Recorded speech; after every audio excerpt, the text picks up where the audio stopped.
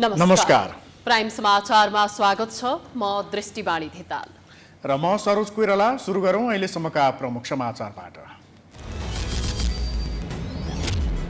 एमालेको एकताका लागि केन्द्रीय समिति बैठकले दियो अध्यक्ष ओलीलाई जिम्मेवारी। बाटो बिराएकालाई माफी दिने घोषणा। अपमान सहेर बस्न नसक्ने माधव नेपालको जवाब। पुष्पलाल श्रेष्ठले स्थापना गरेको कम्युनिस्ट पार्टीमा फुट र विभाजनको क्रम रोकिएन। नीतिगत विमति नभए पनि पद र स्वार्थका लागि नेतै पिछ्या दल खोल्न प्रतिस्पर्धा। आज 2714 जनामा कोरोना पुष्टि, 24 को मृत्यु। तेस्रो लहर आउने मन्त्रालयको स्वीकारोक्ति। अस्पतालहरूलाई तयारी अवस्थामा रहन निर्देशन, मन्त्री नहुँदा समस्या। बालुवाटार स्थित ललिता निवासको सरकारी जग्गा किनबेच गरेर भ्रष्टाचार मुद्दामा मुछिएका बिचौलिया अझै फरार। मुद्दा पेशी चढाएर प्रक्रिया अगाडि बढाउने अख्तियारको तयारी। निर्माण सम्पन्न भएर धारासम्म पुर्याइएको मेलम्चीको पानी फेरि अनिश्चित। सुरुङ परीक्षणका लागि बन्द गरिए पनि बाढी पहिरोले प्रभावित हुँदा अन्यल बढ्यो। कोरोना भाइरस महामारीका कारण अमेरिकाका नागरिकको औसत आयु घट्यो। Austria, Finland, France, Israel, Netherlands र ब्रिटेनमा पनि गिरावट। र भोलि खेलको कुम्भ मेला ओलम्पिकको उद्घाटन हुँदै अघिल्लो दिन निर्देशक बर्खास्त। कोरोनाले दर्शकलाई निषेध गरिँदा उत्साहमा कमी।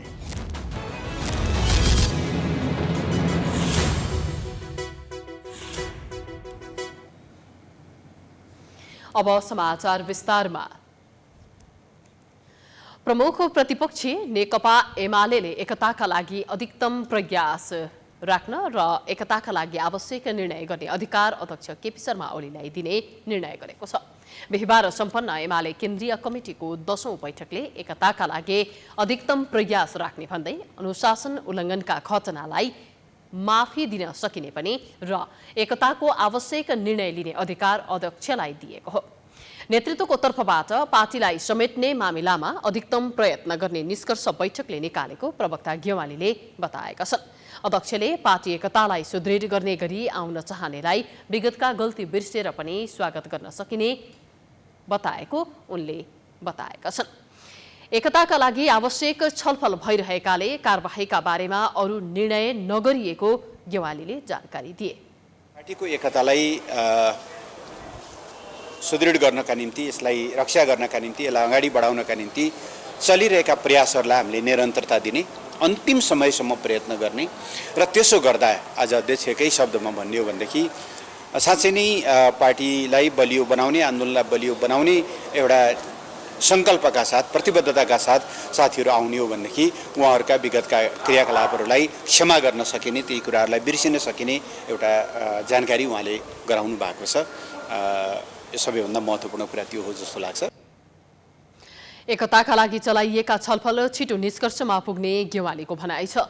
गेवालीले राष्ट्रिय राजनीतिमा देखिएका परिघटनाबाट प्रदेश सरकारलाई जोगाउन प्रयास गर्ने बैठकको निष्कर्ष रहेको छ।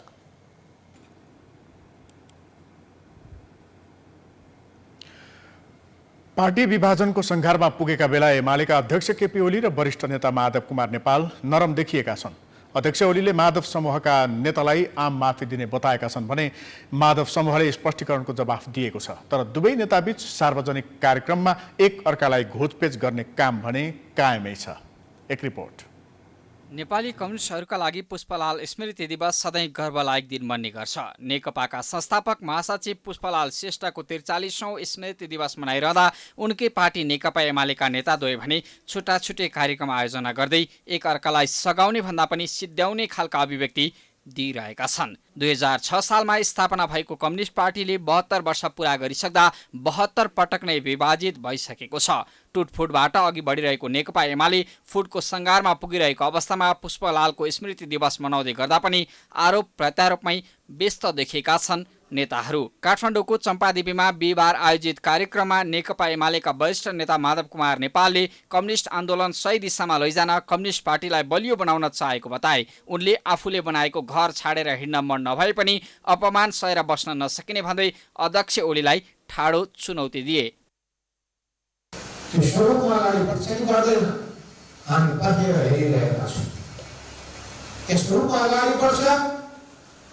सुदृढ रूपान्तरण हुन्छ।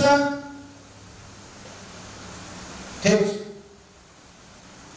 कसले आफूले बनेको घरबाट त्यतिकै बाहिर निस्कन चाहन्छ, तर अपमान सहेर कोही पनि बस्दैन। गलत सबै खालका कुकर्महरू हुँदाहुँदै अनि त्यसलाई सहेर कोही पनि बस्नु हुँदैन। त्यो प्रशिक्षण हामीले पाएका छैन। भाषणमा चुनौती दिएका नेपालले बिहिबार नै ओलीले सोधेको प्रष्टीकरणको जवाफ पनि दिएका छन्। पार्टी केन्द्रीय कमिटी बैठकबाट दिएको निर्देशन बमोजिम नेपाल समूहका सांसदहरूले स्पष्टीकरण बुझाइसकेका छन्। उनीहरूले प्रधानमन्त्रीबाट ओलीले राजीनामा नदिएपछि शेरबहादुर देउवालाई विश्वासको मत दिइएको बताएका छन्। यता पुष्पलाल स्मृति दिवसको अवसरमा ललितपुरको च्यासलमा आयोजित अर्को कार्यक्रमलाई सम्बोधन गर्दै एमाले अध्यक्ष केपी शर्मा ओलीले वरिष्ठ नेता नेपाल पक्षतर्फ इङ्गित गर्दै उनीहरू पार्टीमा आए आम माफी दिने बताएका छन्। ओलीले अब विवाद छाडेर पार्टी एकताको कुरा गर्न पनि आह्वान गरेका छन्। केही दिन अघि मात्रै नेता नेपाललाई गद्दार भन्दै अब एमालेमा ठाउँ नदिने घोषणा गरेका ओली बिहिबार भने लचक देखिएका हुन्।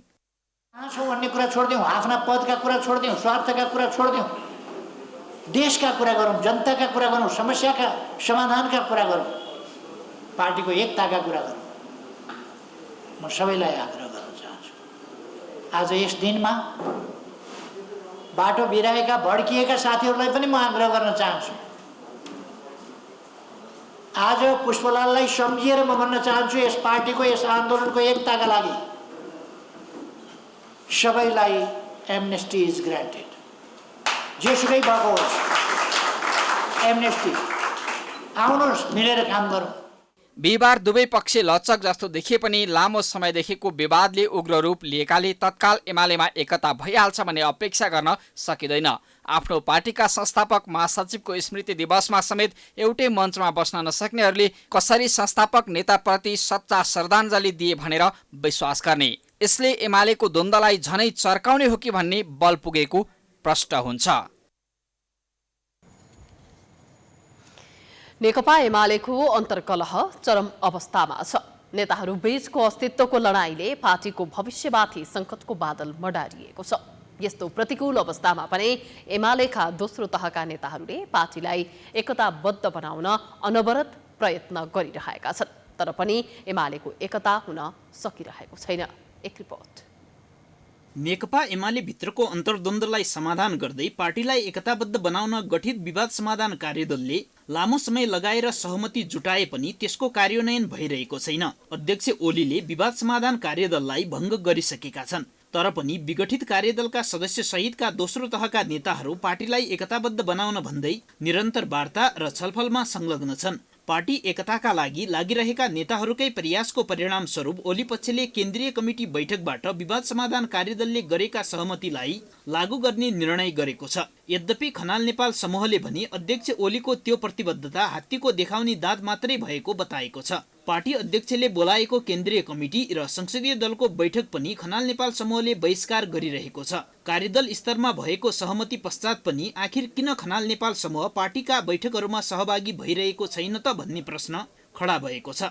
एमाले नेता भीम आचार्य पार्टीलाई एकताबद्ध बनाउन कार्यदल स्तरमा भएका सहमतिको क्रमबद्ध रूपमा कार्यान्वयन गर्न अध्यक्ष केपी ओली प्रतिबद्ध हुनुपर्ने बताउँछन्। पहिलो कुरो 10 बुँदे सहमति इमान्दारिता लागू गर्नु पर्यो। दोस्रो त्यसको स्टेपिङ जुन हामीले अस्ति सहमति गरेका थियौँ त्यो अलिखित छ, त्यो स्टेपिङ विधिसम्म ढङ्गको स्टेपिङ हुनु पर्यो। तेस्रो पावर सेयरिङको पनि उचित खालको समझदारी हुनुपर्छ हैन, र आगामी दिनमा सहमतिका साथ महाधिवेशनसम्म सब चल्ने प्रतिबद्धता पनि हुनुपर्छ। यदि चिज हुँदा सबै मिल्छ। एमाले भित्रको अन्तर्द्वन्द्व समाधान हुनुको सट्टा झन्झन बल्झिरहँदा अहिलेको विवाद सैद्धान्तिक हो कि शक्ति सङ्घर्ष र व्यक्तिगत महत्वाकांक्षाको परिणति भन्ने बहस पनि जोडतोडका साथ उठिरहेको छ। ओली पक्षले अहिलेको विवादलाई वरिष्ठ नेता नेपालको पार्टी सत्ता हत्याउने प्रपञ्च भनेर टिप्पणी गरिरहँदा विवादमा शक्ति सन्तुलनको विषय पनि रहेको कुरा खनाल नेपाल समूहका नेताहरूले पनि स्वीकार्छन्। शक्ति सन्तुलनलाई मिलाउन भन्दै बुधबारको केन्द्रीय कमिटी बैठकमा पार्टी अध्यक्ष केपी ओलीले वरिष्ठ नेता नेपाललाई अर्को अध्यक्ष बनाउन सकिने बताएका छन्। तर एमाले नेता विशाल भट्टराई माधव नेपालमा अर्काको नेतृत्व स्वीकार्न नसक्ने प्रवृत्ति रहेकाले अध्यक्ष ओलीको प्रस्ताव पश्चात पनि पार्टी एकताबद्ध हुन नसक्ने बताउँछन्। पुरा अड्केको मूल कुरा चाहिँ के हो भन्नुहुन्छ भने कि त यो पार्टी कब्जा गर्ने, कब्जा गरेर यहाँ आउन नसकिने भयो भने अर्को खोलेर जाने, जसरी पनि मुख्य मान्छे नै हुने, त्यो तल बसेर काम नगर्ने, जम्मै आफ्नो दाहीँ चल्ने गरी मात्रै पार्टीमा बस्ने भन्ने खालको सोचाइ देखियो। फुटेर सानो सानो बनाउँदा पनि प्रमुखता भइ नै हालिन्छ, ठुलो कुरो भएन, आफ्नै कब्जामा हुन्छ, जे भनौँ त्यही हुन्छ। नेकपा एमालेको अहिलेको विवादमा सैद्धान्तिक विषय गौण एवं व्यक्तिगत महत्वाकांक्षा र सत्ता स्वार्थको विषय प्रधान रहेको पाइन्छ। त्यही भएर पार्टी अध्यक्ष केपी ओली र वरिष्ठ नेता माधव नेपाल बीचको व्यक्तिगत इगो समाप्त भएर पावर सेयरिङको कुरा नमिल्दासम्म एमाले एकताबद्ध हुने सम्भावना देखिँदैन। नेपाल कम्युनिस्ट पार्टीका संस्थापक तथा महासचिव पुष्पलाल श्रेष्ठको आज 43औं स्मृति दिवस। देश तथा विदेशमा रहेका नेपाली कम्युनिस्टहरूले आज पुष्पलाललाई स्मरण गर्दै विभिन्न कार्यक्रमहरू आयोजना गरे। तर नेपालका कम्युनिस्टहरूमा जुट्ने भन्दा पनि फुट्ने प्रवृत्ति बढ्दो छ। एक रिपोर्ट। पुष्पलालको जन्म विक्रम सम्वत 1881 असार 15 गते रामेछाप जिल्लामा भक्तलाल र तुलसी कुमारीको माइला छोराका रूपमा भएको थियो। पिता भक्तलाल 2009 सालको अखिल नेपाल न्यून वैतनिक सरकारी कर्मचारीहरूको हडतालको क्रममा एक्सन कमिटीको अध्यक्ष पनि बनेका थिए। विक्रम सम्वत 1997 सालमा आफ्ना दाजु शहीद गङ्गालाल श्रेष्ठलाई गोली ठोकी मार्नु ठिक एक दिन अघि भद्रगोल जेलमा सपरिवार भेट्न जाँदा गङ्गालालले पुष्पलाललाई माइला मैले प्रजातन्त्रका निमित्त बालेको दियोलाई तैँले प्रज्वलित पार्नुपर्छ भने अनुसार नै दाजुको यही शब्द नै पुष्पलालको निम्ति राजनीतिमा प्रवेश गर्ने प्रेरणाको स्रोत बन्यो। पुष्पलाल श्रेष्ठ नेपाल कम्युनिस्ट पार्टीको संस्थापक नेता हुन्। उनले विक्रमसम्म 2006मा निरञ्जन गोविन्द वैद्य, नरबहादुर कर्माचार्य, नारायण विलास जोशी र मोतीदेवी श्रेष्ठसँग मिलेर कलकत्तामा नेपाल कम्युनिस्ट पार्टीको स्थापना गरेका थिए। मार्क्सवाद लेनिनवादलाई सर्वोत्तम विचारधारा ठानी पुष्पलालले नेपालमा साम्यवादी विचारधाराको प्रचार प्रसार गर्न कम्युनिस्ट पार्टीको घोषणापत्र नेपालीमा अनुवाद समेत गरेका थिए। पुष्पलालको विवाह साहना प्रधानसँग भएको थियो। 2017 साल पौष 1 गतेपछि भूमिगत र निर्वासित जीवन बिताउन बाध्य भएका पुष्पलालले चारैतिर छरिएका कम्युनिस्टहरूलाई भेला गराई तेस्रो महाधिवेशन गरेका थिए। पुष्पलालसँगै कम्युनिस्ट आन्दोलनमा होमिएका नेकपा मसालका महासचिव एवं पुष्पलालका सहकर्मी मोहन विक्रम सिंह पुष्पलाललाई यसरी सम्झन्छन्। पुष्पलाल नेपाल कम्युनिस्ट पार्टीको संस्थापक हुनुहुन्छ। उहाँले आफ्नो सम्पूर्ण जीवन कम्युनिस्ट आन्दोलनलाई नै एउटा दिनुभयो। त्यसकारण उहाँलाई हामीले उच्च सम्मान गर्दछौँ र आदर गर्दछौँ। त्यही पनि यो हो कि उहाँसँग हाम्रा कयौँ सैद्धान्तिक राजनीतिक मतभेदहरू भए। आखिर हामीले उहाँहरू र हामीले सँगै बस्न सकेनौँ र एक बिचमा उहाँसितको हाम्रो सङ्घर्ष मध्ये धेरै तीव्र भएको थियो। नेपालमा कम्युनिस्ट पार्टी स्थापना गर्न महत्त्वपूर्ण भूमिका निर्वाह गरेका पुष्पलाललाई नेपालभरिका कम्युनिस्ट पार्टीले सम्झने गरेका छन्। उनले स्थापना गरेको नेकपा अहिले एमाले, नेकपा माओवादी केन्द्र, नेकपा माले, नेकपा संयुक्त, नेमकिपा, नेकपा क्रान्तिकारी माओवादी, नेकपा मार्क्सवादी, नेकपा मसाल लगायतका पार्टीमा विभाजित छन्। नेपालमा कम्युनिस्ट पार्टी सुरु भएको 72 वर्ष पुगिरहँदा 72 पटक नै चिरा हुने गरी कम्युनिस्ट पार्टीहरू फुटिरहेका छन्। पुष्पलालले सुरु गरेको कम्युनिस्ट आन्दोलनको पार्टी नेकपा एमाले समेत अहिले एउटै सभा आयोजना गरी स्मृति दिवस मनाउन सक्ने अवस्थामा छैन। यसले पनि कम्युनिस्ट भित्रको विचलनलाई स्पष्ट पार्दछ। नेपालमा कम्युनिस्ट पार्टीको जुन रूपमा स्थापना गर्नुभयो त्यो एउटा युगान्तकारी परिघटना थियो र यसरी नेपालमा एउटा कम्युनिस्ट पार्टीको स्थापना गर्ने काममा महत्त्वपूर्ण भूमिका खेलेकोले उहाँलाई हामीले एउटा सम्मानित कमरेडको रूपमा, नेताको रूपमा हामीले सम्झन्छौँ। काङ्ग्रेस र कम्युनिस्टहरू मिलेर सङ्घर्ष गरेमा मात्र नेपालबाट निरङ्कुश पञ्चायती समाप्त हुन सक्छ भन्ने भविष्यवाणी गर्ने नेता पुष्पलालको 2035 साल साउन 7 गते भारतको नयाँ दिल्ली स्थित अल इन्डिया मेडिकल इन्स्टिच्युटमा उपचार गराउँदै निधन भएको थियो। तत्कालीन निरङ्कुश पञ्चायती व्यवस्थाले उनको शव समेत नेपाल ल्याउन दिएको थिएन। काठमाडौँ महानगरपालिकाले काठमाडौँका विद्यालयहरूमा अनिवार्य रूपमा नेपाल भाषाको पढाइ सुरु गरेको छ।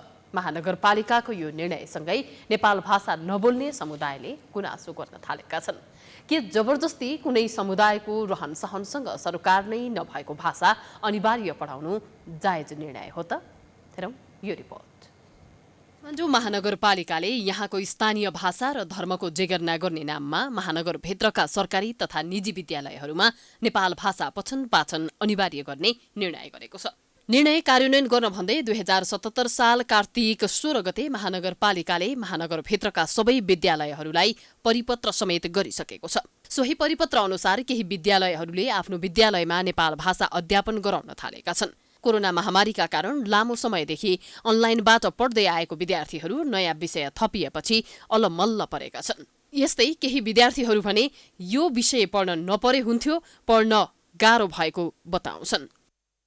बेला बेला अप्ठ्यारो हुन्छ, कोही मान्छेलाई बोलाउने बेला त्यस्तो सम्झिन गाह्रो हुन्छ के नेपाल भाषा। बुझ्नमा हल्का गाह्रो हुन्छ, लेख्न त सजिलै हुन्छ। अभिभावकहरू पनि किन यस विषय पढाइएको हो भन्ने अन्योलमा परेको बताउँछन्। यस्तै केही अभिभावकहरू भने नौलो विषय पढ्नु ठिक रहेको तर अनिवार्य नै गर्नु गलत भएको बताउँछन्। हामीलाई लागेको थियो कि भयङ्कर गाह्रो हुन्छ जस्तो लागेको थियो, तर पछि विद्यार्थीहरूबाट यसो बुझ्दाखेरिमा ठिकै छ, ल्याङ्ग्वेज हो, अब मेरै छोराले पनि होइन सक्छ, ठिक छ भने जस्तो कुरा गर्यो भनेपछि त हामी ब्राह्मण फ्यामिलीबाट आएको मान्छेकोले पनि त्यसो भनिसकेको छिन्, यसलाई मैले पोजिटिभ रूपमा लिएँ। नेवार जातिको बाहुल्यता रहेको महानगरपालिका भए पनि काठमाडौँमा नेपाल भाषा अध्यापन गराउने जनशक्तिको कमी रहेको छ। केही विद्यालयमा सुरुमा विद्यालयकै शिक्षकले पढाए पनि पछि नेपाल भाषा तालिम प्राप्त शिक्षकले पढाउन थालेको पाइन्छ। त्रिपुरेश्वर स्थित विश्व निकेतन विद्यालयका प्राध्यापक हेडम्बरराज कणेल सुरुमा कठिनाई भएकाले विद्यार्थी अकमकिएको तर अहिले आएर शिक्षण प्रक्रिया सहज बन्दै गएको बताउँछन्।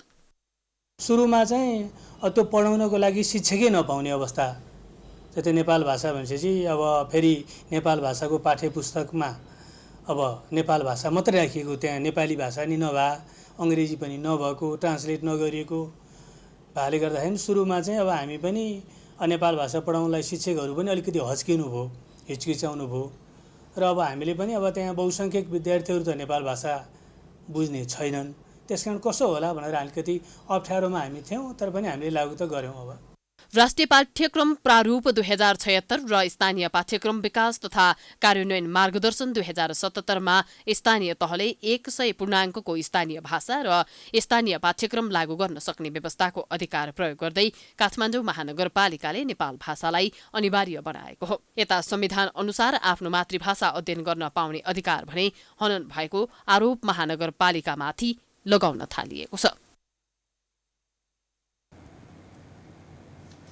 समाचारको सिलसिला जारी छ, हामी विश्रामपछि आउँछौँ।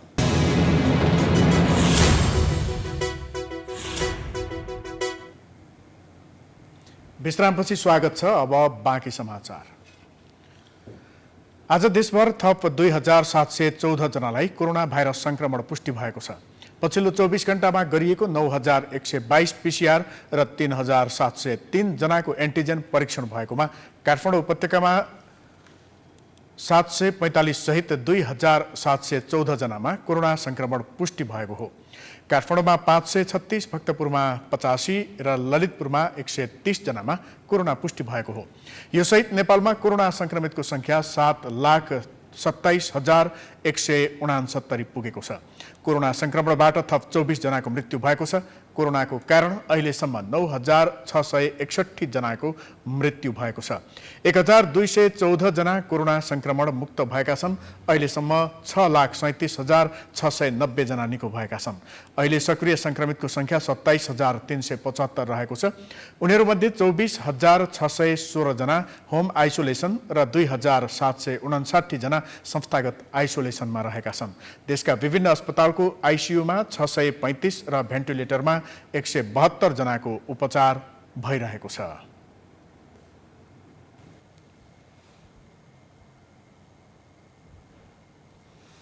स्वास्थ्य तथा जनसङ्ख्या मन्त्रालयले निषेधाज्ञा खुकुलो भए पश्चात फेरि संक्रमण बढ्न थालेको स्वीकार गरेको छ। बिहिबार मन्त्रालयले सूचना जारी गर्दै तेस्रो लहर सुरु हुन सक्ने भन्दै अस्पतालहरूलाई समेत पूर्वाधार तथा सेवाहरू तयारी अवस्थामा राख्न निर्देशन दिएको छ। एक रिपोर्ट। स्वास्थ्य तथा जनसङ्ख्या मन्त्रालयले निषेधाज्ञा खुकुलो भएपछि 1 हप्ता यता कोरोना संक्रमण दर फेरि बढेको बताएको छ। मन्त्रालयले विज्ञप्ति जारी गर्दै अब चुनौतीपूर्ण तेस्रो लहर सुरु हुन सक्ने सम्भावना रहेकोले स्वास्थ्य संस्थाहरूलाई तयारी अवस्थामा रहन पनि निर्देशन दिएको छ। संक्रमणको बढ्दो जोखिमले तेस्रो लहर निकै चुनौतीपूर्ण हुन सक्ने भन्दै स्वास्थ्य संस्थाहरूसँग अक्सिजन शैय्या लगायतका पूर्वाधार तथा सेवाहरू चुस्त दुरुस्त राख्न अनुरोध गरेको छ। संक्रमणको महामारी भन्दा बाहिर आइसक्यौं भन्ने किसिमको भिडभाड देखिन थालेको छ, जसको परिणाम धेरै जिल्लाहरूमा सक्रिय संक्रमितहरूको अवस्था धेरै घटिसकेकोमा 500 भन्दा बढी सक्रिय संक्रमित रहनेहरू जिल्ला अहिले 12 पुगिसकेको छ, जुन गएको हप्तामा 9 मात्रै थियो। धेरै सक्रिय संक्रमित रहेका जिल्लाहरूमा जनसङ्ख्या पनि धेरै भएका जिल्लाहरू मोरङ, सुनसरी, झापा, काठमाडौँ, भक्तपुर, ललितपुर, चितवन, कास्की, रूपन्देही, कैलाली छन्। त्यस्तै सक्रिय संक्रमितहरू 200 भन्दा बढी रहेका जिल्लाहरू 26 पुगिसकेका छन्। निषेध आज्ञा खुकुलो भएसँगै लुकीछिपी वा खुल्लमखुल्ला जनस्वास्थ्यको मापदण्ड उल्लङ्घन भइरहेको भन्दै मन्त्रालयले यो अवधिमा कोरोना संक्रमण अति घट्नुपर्ने हो त्यति घट्न नसकेको बताएको छ। अहिले पनि काठमाडौँ सहित ललितपुर, भक्तपुर, मोरङ, सुनसरी, झापा, चितवन, कास्की, रूपन्देही र कैलाली जिल्लामा 500 भन्दा बढी र 26 जिल्लामा 200 भन्दा बढी सक्रिय संक्रमित रहेको भन्दै स्वास्थ्य मन्त्रालयले संक्रमणको जोखिम अझै बढिरहेको बताएको छ। मन्त्रालयका सहायक प्रवक्ता डाक्टर समीर कुमार अधिकारीले खोप केन्द्रहरूमा हुने भिडले पनि संक्रमणको जोखिम बढाएको बताउँदै खोप लगाउन जाँदा आफ्नो पालोमा लगाउन र जनस्वास्थ्यको मापदण्ड अपनाउन आग्रह गरेका छन्। भोलि संक्रमण बढ्दै गएर वात्तै धेरै भएर माथि आयो भने हामीले रोक्नै सक्दैनौँ, हामीले केही गर्नै सक्दैनौँ। हामी भेटे मध्येका धेरैभन्दा धेरै व्यक्ति संक्रमित भइरहेको हुन्छ, संक्रमण झनै गुणात्मक रूपमा बढ्न सक्ने अवस्था हुन्छ। आज हामीसँग समय छ, समय छँदै संवेदनशील भएर व्यवहार गरौँ। संक्रमणको जोखिम कम भएको छैन। अहिले पनि संक्रमणको महामारी धेरै ठाउँहरूमा गाह्रो अवस्थाबाट हामी गुज्रिरहेका छौँ। अस्पतालहरूमा अहिले पनि धेरै व्यक्तिहरू भर्ना भइराख्नु भएको छ, धेरै व्यक्तिहरूको ज्यान गइरहेको छ, धेरैजनाको स्वास्थ्य अहिले पनि अस्पतालमा जोखिमपूर्ण अवस्थामा छ। यो कुराहरूलाई हामीले ख्याल गरौँ र संक्रमण रोकथाम गर्न सबैले भूमिका निर्वाह गरौँ। उता बिहिबार देशभर स्तर वृद्धि भएका कर्मचारीहरूको ज्येष्ठता कायम भएको मितिदेखिका तलब भत्ता र ग्रेड समायोजन गरी उपलब्ध गराउन आदेश सहितको पत्र सार्वजनिक भएको थियो। तर स्वास्थ्य सेवा विभागले त्यो विभागीय निर्णय नभएको बताएको छ। 2077 7को महिना 21 गते पत्रमा स्तर वृद्धि पश्चात तलब भत्ता तथा ग्रेड सम्बन्धी निर्णय भएको भनी पत्र बाहिरिएपछि विभागले विभागीय निर्णय र आदेश बिना नै पत्रचार भएको जनाएको छ। पत्रको प्रतिलिपि बारे अनुसन्धान भइरहेकोले भुक्तानी नगर्न तथा भुक्तानी भएमा असुल उपर गरिने विभागले सूचित गरेको छ। कोरोना महामारीको 2वटा लहरमा पटक पटक स्वास्थ्य मन्त्री परिवर्तन भए, तर पनि पहिलो र दोस्रो लहरमा कोरोना संक्रमित नागरिकले चाहे अनुसारको स्वास्थ्य सेवा उपलब्ध गराउनबाट सरकार चुकेको थियो। तेस्रो लहरमा पनि सही उपचारको अभावमा जनता छटपटिएर मर्नुपर्ने हो कि भन्ने त्रास बढ्दो छ। तेस्रो लहरको सम्भावना बढ्दै जाँदा नयाँ नयाँ योजना बनाउनु पर्ने स्वास्थ्य मन्त्रालय मन्त्रीविहीन छ। एक रिपोर्ट। स्वास्थ्य तथा जनसङ्ख्या मन्त्रालय यति बेला स्वास्थ्य मन्त्री विहीन छ। कोरोना महामारी सुरु भए यता नै अहिलेसम्म 4 जना मन्त्री परिवर्तन भइसकेका छन्। तर दिनदिनै बढ्दो संक्रमण दर तथा तेस्रो लहरको जोखिमबाट जोगिने योजना बनाउनु पर्ने मन्त्रालय नेतृत्व विहीन छ। यति बेला नयाँ सरकार गठनसँगै स्वास्थ्य मन्त्री को बन्लान् भन्ने चासो पनि बढेको छ। कोरोना नियन्त्रण तथा रोकथाममा प्रमुख भूमिका नै स्वास्थ्य मन्त्रालयले निर्वाह गर्नुपर्ने हुन्छ। आम नागरिकका लागि स्वास्थ्य उपचार तथा सेवा प्रवाहमा कम्बर कसेर जुट्नुपर्ने अवस्थामा मन्त्रालयले नीतिगत निर्णय गर्न सकेको छैन। अहिले कोरोना महामारीसँग जोगिने एकमात्र उपाय कोरोना विरुद्धको खोप नै हो। खोप आयात तथा कोरोना संक्रमितको उपचारका लागि विभिन्न मन्त्रालयसँग समन्वय, जनशक्तिको व्यवस्थापन, स्रोत साधनको जोहो तथा बाह्य सम्बन्ध विस्तार गर्न मन्त्रीको महत्त्वपूर्ण भूमिका हुने गर्दछ। यस्तो अवस्थामा स्वास्थ्य मन्त्रालय नेतृत्वविहीन हुँदा जनतासम्म सकारात्मक सन्देश नजाने स्वास्थ्य मन्त्रालय समेत सम्हालेका पूर्व सचिव केदार बहादुर अधिकारीको धारणा छ। नीतिगत समन्वयको लागि मन्त्रीज्यूको चाहिँ एकदमै आवश्यकता पर्छ र खास गरी अहिले सीसीएमसी जस्तो मेकानिजम पनि छ तयार भएको। अरू मन्त्रालयहरू गृह मन्त्रालयदेखि लिएर अरू विषयगत मन्त्रालय अर्थ मन्त्रालयसँग पनि समन्वय गर्नुपर्छ। एउटा स्रोत साधनको, अर्को मात्र चाहिँ जनशक्तिको, यी लगायतका कुराहरूमा चाहिँ समन्वय गरिदिनु, राजनीतिक रूपबाट समन्वय गरिदिनु पर्ने स्वास्थ्य मन्त्रीज्यूको महत्त्वपूर्ण भूमिका हुन्छ। त्यस कारणले यो अवस्थामा चाहिँ स्वास्थ्य मन्त्रालय चाहिँ खाली राख्नु त्यति उपयुक्त देखिँदैन। कोरोना महामारीको तेस्रो लहर आउने लगभग तय छ। नयाँ आउने स्वास्थ्य मन्त्रीले पदभार सम्हाले लगतै तेस्रो लहरसँग जुझ्ने तयारी र तत्कालका लागि चुनौती टेबल अगाडि पाउनेछन्। साथै विगतका गल्ती नदोहोरियोस् भन्ने हो भने स्वास्थ्य क्षेत्रलाई तयारी अवस्थामा राख्नुपर्ने अर्को चुनौती पनि छ। सबै नेपालीलाई सर्वसुलभ रूपमा कोभिड खोप उपलब्ध गराउनु अबको स्वास्थ्य मन्त्रीका लागि ठूलो चुनौती बन्नेछ। यस्ता चुनौतीको सामना गर्न स्वास्थ्य क्षेत्र बुझेका व्यक्तिलाई स्वास्थ्य मन्त्रालयको जिम्मेवारी दिनुपर्ने पूर्व सचिव अधिकारी बताउँछन्। साथै तत्कालै निर्णय लिन र समन्वय गर्न सक्ने व्यक्ति नै अबको स्वास्थ्य मन्त्री नियुक्ति हुनुपर्नेछ। राजनीतिक सुझाव भएको नेतृत्व हुनु पर्यो, समन्वय गर्न सक्ने कुरा हुनु पर्यो, स्वास्थ्यलाई बुझेको नजिकबाट हेरेको बुझेको भए अझ राम्रो होइन। त्यो हिसाबले चाहिँ हामीले चाहिँ निर्णय चाहिँ तत्काल लिन सक्ने, विषयलाई हेरेर निर्णय लिन सक्ने र निर्णयमा अडिग पनि रहनु पर्यो। अनि अर्को चाहिँ कन्भिन्सिङ गर्न सक्ने, अरूलाई चाहिँ अरू नेतृत्वहरूलाई कन्भिन्सिङ गर्न सक्ने खालको नेतृत्व भयो भने स्वास्थ्यले चाहिँ चाँडै नगर्दै जान्छ। अहिले चाहिँ हामीलाई के चाहिँ फिल भएको छ भने स्वास्थ्यको संरचनालाई चाहिँ बलियो बनाएन भने हामीले चाहिँ ठुलो नोक्सानी चाहिँ होइन मानवीय नोक्सानी भोग्नुपर्छ भन्ने कुराले देखाएको छ। कोरोनाले नेपालमा घण्टी बजाउँदा भानुभक्त ढकाल स्वास्थ्य मन्त्री थिए। 2077 पुस 10 गते रुदेश त्रिपाठीले यो मन्त्रालय सम्हालेका थिए। त्रिपाठी करिब 5 महिना स्वास्थ्य मन्त्री बने। 2078 जेठ 21 गते शेरबहादुर तामाङ स्वास्थ्य मन्त्री बनाइयो। असार 8 गतेको सर्वोच्च अदालतको फैसलाका कारण तामाङ पदमुक्त बनेपछि तत्कालीन प्रधानमन्त्री केपी शर्मा ओलीले असार 10 गते कृष्णगोपाल श्रेष्ठलाई स्वास्थ्य मन्त्रालयको जिम्मेवारी सुम्पिएका थिए। सर्वोच्च अदालतको फैसलाबाट शेरबहादुर देउवा प्रधानमन्त्रीमा नियुक्त भएपछि स्वास्थ्य मन्त्रीको जिम्मेवारी कसैलाई पनि दिएको छैन। झण्डै 3 दशक लामो प्रतीक्षापछि काठमाडौँ उपत्यकाका वासीले मेलम्चीको पानी खान पाएका थिए। बहुप्रतीक्षित त्यही मेलम्चीको पानी सुरुङ परीक्षणका लागि भन्दै असार 1 गतेदेखि 2 महिनासम्मका लागि बन्द गरिएको थियो। तर मेलम्ची र हेलम्बुमा आएको बाढी पहिरोका कारण काठमाडौँ वासीमा धाराको पानी फेरि कहिले आउँछ भन्ने चिन्ता बढेको छ। अझै अनिश्चित जस्तै भएको छ। फेरि कहिले आउला मेलम्चीको पानी? हेरौँ यो रिपोर्ट। सुरुङ सञ्चालनमा आएको केही वर्षपछि नै परीक्षणका लागि मेलम्ची खानेपानी आयोजनाले काठमाडौँ उपत्यकामा पानी वितरण स्थगित गरेको थियो।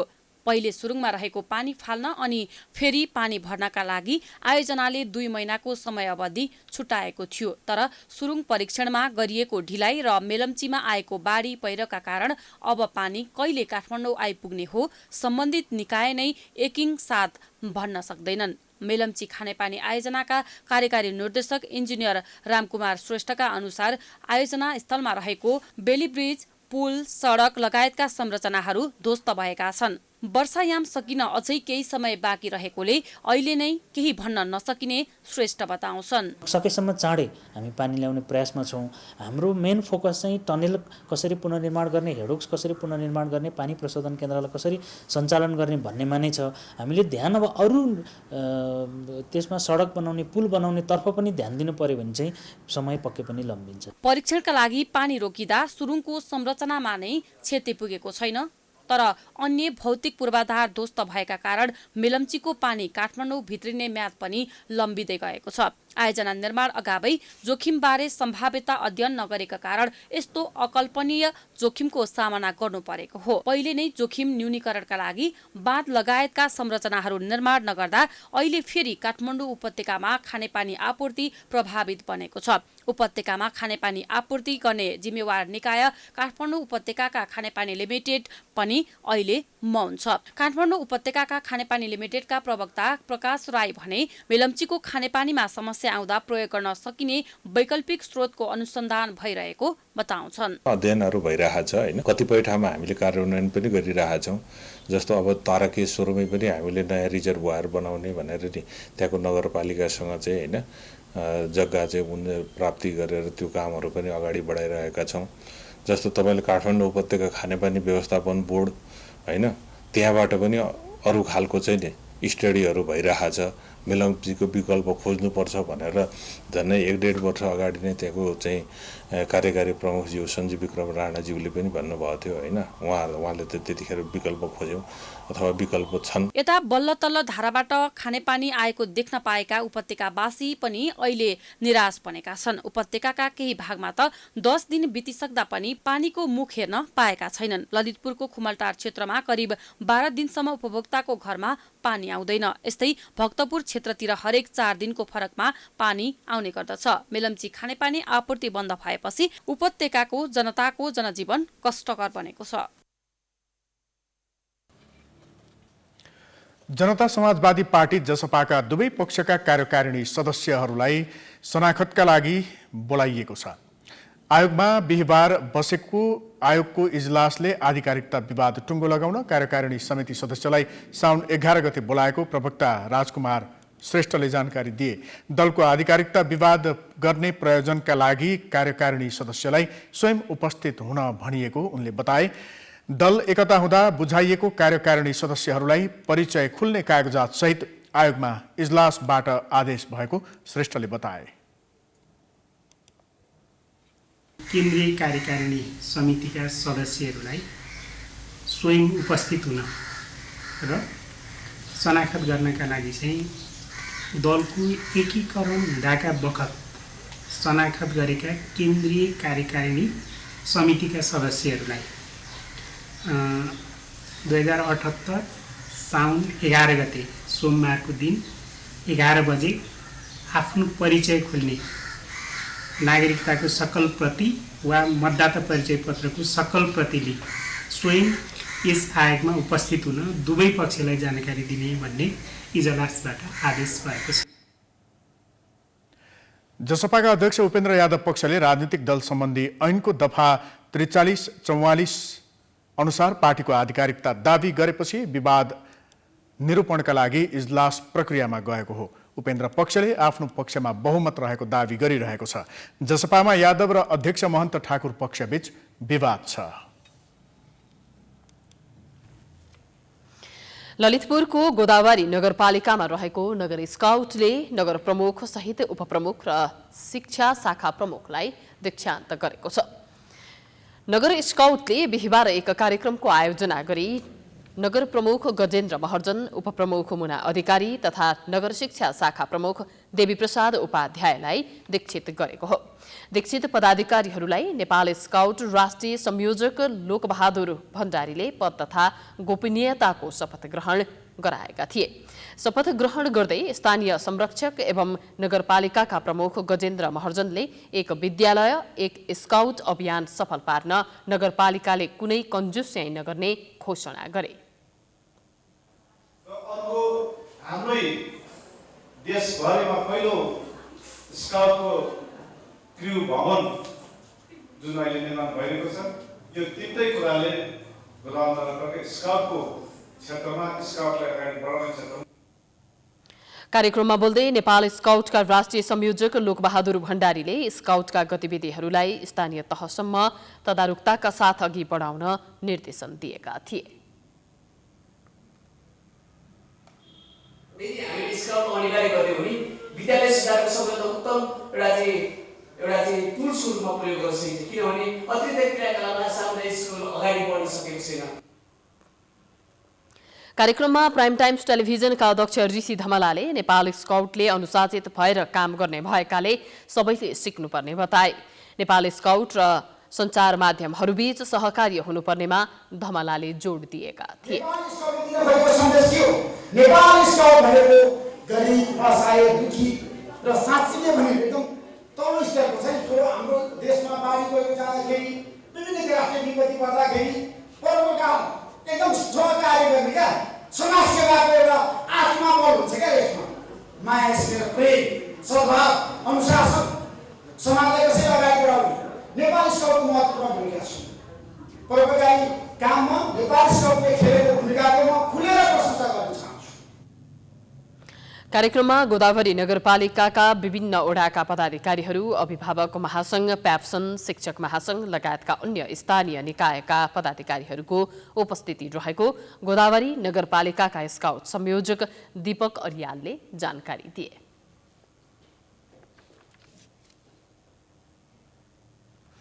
समाचारको सिलसिला अझै जारी छ। हामी विश्रामपछि आउँछौं।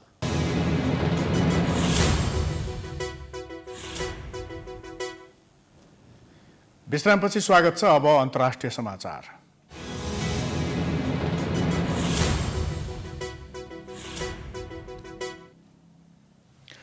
कोरोना भाइरस महामारीका कारण अमेरिकी नागरिकको औसत आयु घटेको छ। महामारीले गर्दा सन् 2018 सालदेखि 2022 सम्म अमेरिकी नागरिकको औसत उमेर 2 वर्ष घटेको एक अध्ययनले जनाएको छ। ब्रिटिश मेडिकल जर्नलमा प्रकाशित एक अनुसन्धानमा अमेरिकीको औसत उमेर घट्नुमा कोरोना महामारीलाई कारण मानिएको छ। उक्त अनुसन्धानका अनुसार अश्वेत जातिमा भन्दा गोरा जातिहरूको औसत उमेरमा ह्रास आएको छ।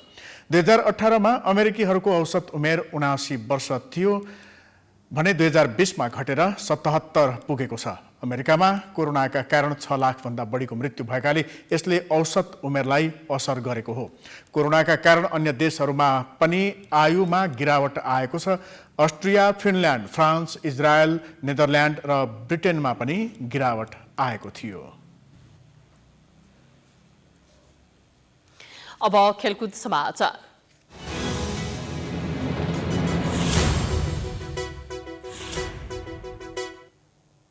ओलम्पिक अर्थात् खेलको कुम्भ मेला विश्वका सबै देशका खेलाडीले प्रक्रिया पूरा गरेको खण्डमा खेल्न पाउने सबै खाले खेल प्रतियोगिता ओलम्पिकमा पर्ने गर्दछ।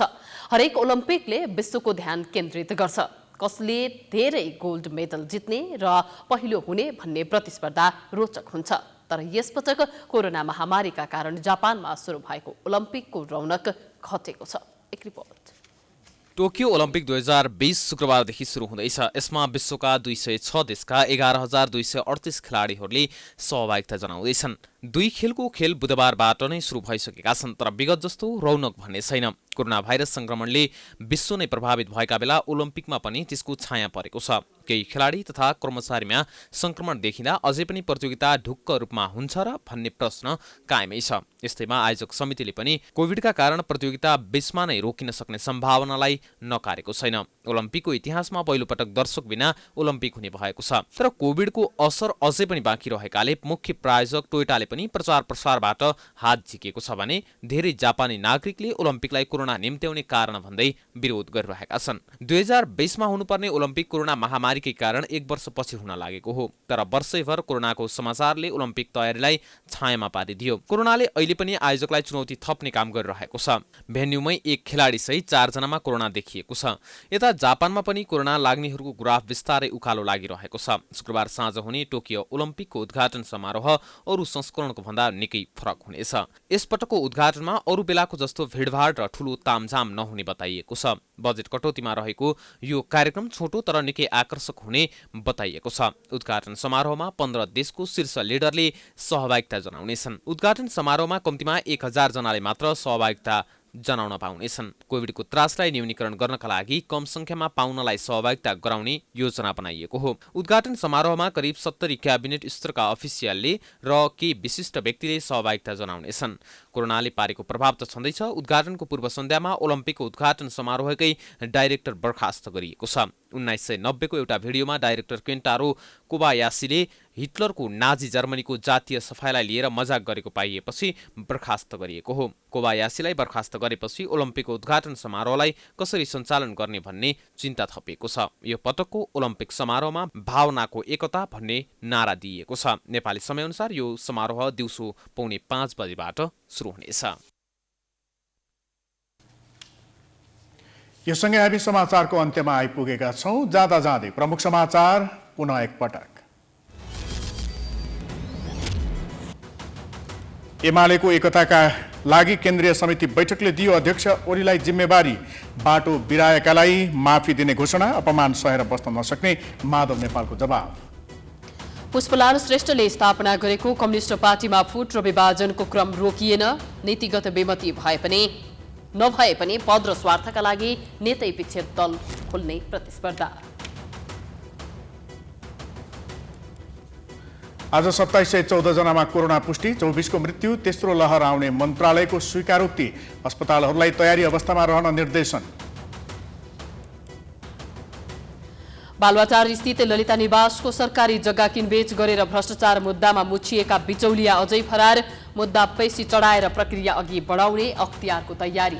निर्माण सम्पन्न भएर धारासम्म पुर्याइएको मेलम्चीको पानी फेरि अनिश्चित, सुरुङ परीक्षणका लागि बन्द गरिए पनि बाढी पहिरोले प्रभावित हुँदा अन्यल बढ्यो। कोरोना भाइरस महामारीका कारण अमेरिकी नागरिकको औसत आयु घट्यो, Austria, Finland, France, Israel, Netherlands र ब्रिटेनमा पनि गिरावट। र भोलि खेलको कुम्भ मेला ओलम्पिकको उद्घाटन हुँदै अघिल्लो दिन निर्देशक बर्खास्त, कोरोनाले दर्शकलाई निषेध गर्दा उत्साहमा कमी।